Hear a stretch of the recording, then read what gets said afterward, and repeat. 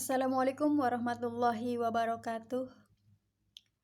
Bismillahi walhamdulillah wa bismillahi tawakkaltu ala Allah wa la hawla wa la quwata illa billah. Asyhadu alla ilaha illallah wahdahu la syarikalah wa asyhadu anna Muhammadan abduhu wa rasuluh wa la nabiyya ba'dah. Allahumma sholli wa sallim wa barik ala sayyidina Muhammad wa ala alihi wa sahbihi wa dzurriyyatihi wa atba'ihi ajma'in ila yaumil qiyamah. Amma ba'du. Kembali dengan channel Tukang Kebon dan Kucing yang setia di sini. Alhamdulillah wa syukurillah kita bisa berjumpa kembali di sini untuk lagi-lagi mengulas tema mengenai budak angon atau Satrio Piningit, di mana pada kesempatan yang sekarang ini saya akan mengetengahkan sebuah judul Sabdo Palon Sang Pamomong Budak Angon. Banyak dari konten yang telah mengulas sosok budak angon dan juga yang mengulas mengenai sosok beliau Sabdo Palon. Ada beberapa informasi dari yang diketengahkan itu yang lumayan benar, dan ada juga informasi yang salah dan bahkan bisa dibilang keliru jauh. Di sini saya hadir untuk mengetengahkan gambaran dan juga kesejatian mengenai sosok beliau Sabdo Palon ini. Siapa sih sebenarnya Sabdo Palon? Sabdo Palon di khasanah kebudayaan kita, terutama di wilayah Nusa Jawa, dikenal dengan beberapa nama sebutan, dari mulai Semar,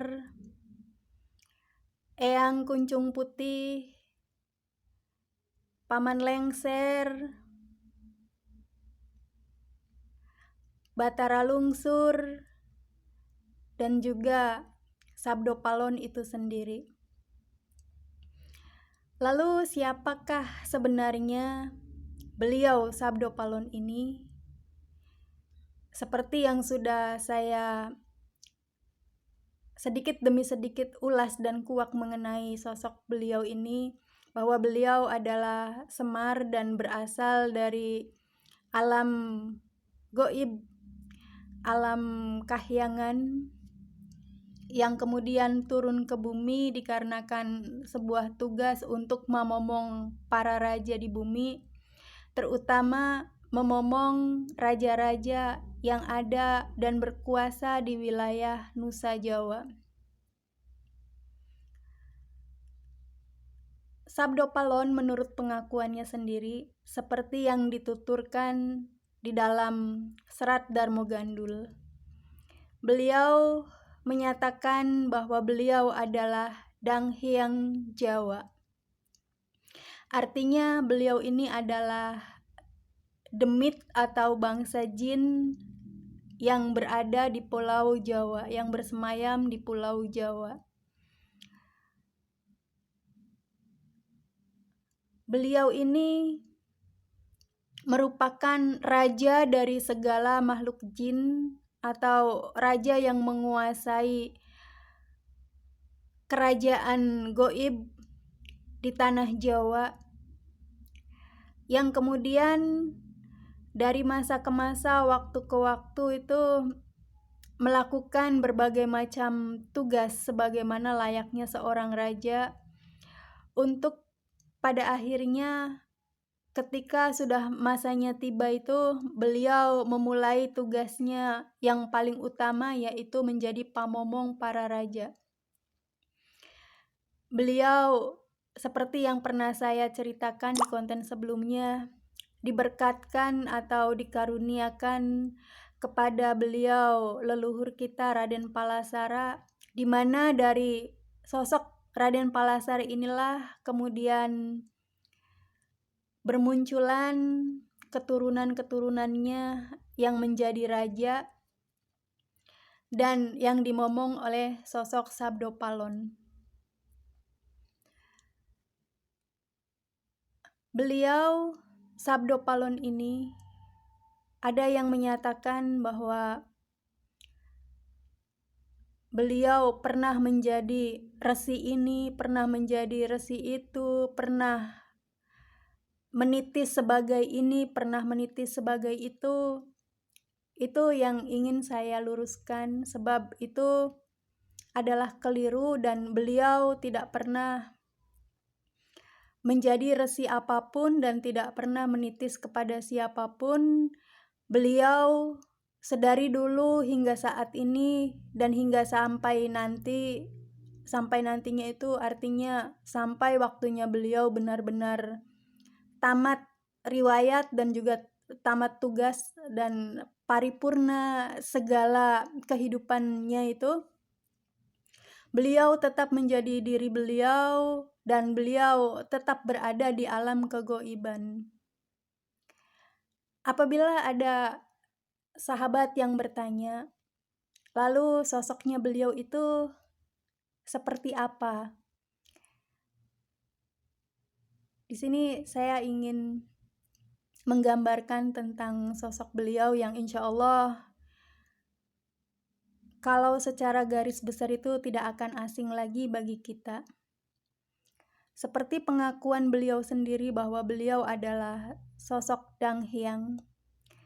Dang Hyang itu merupakan puncak hierarki, artinya menempati posisi yang paling tinggi dari antara bangsa-bangsa lelembut dan bangsa-bangsa dedemit. Beliau adalah rajanya lelembut dan rajanya dedemit. Dan wujudnya atau sosoknya adalah di antara wujud dan sosok dedemit lain karena beliau ini raja, beliau ini pemimpinnya. Beliau memiliki sosok yaitu berupa kuntilanak. Bagaimana penampilan kuntilanak beliau ini? Beliau adalah kuntilanak dengan jenis kelamin laki-laki dan penampilannya apabila kita bayangkan beliau berupa seperti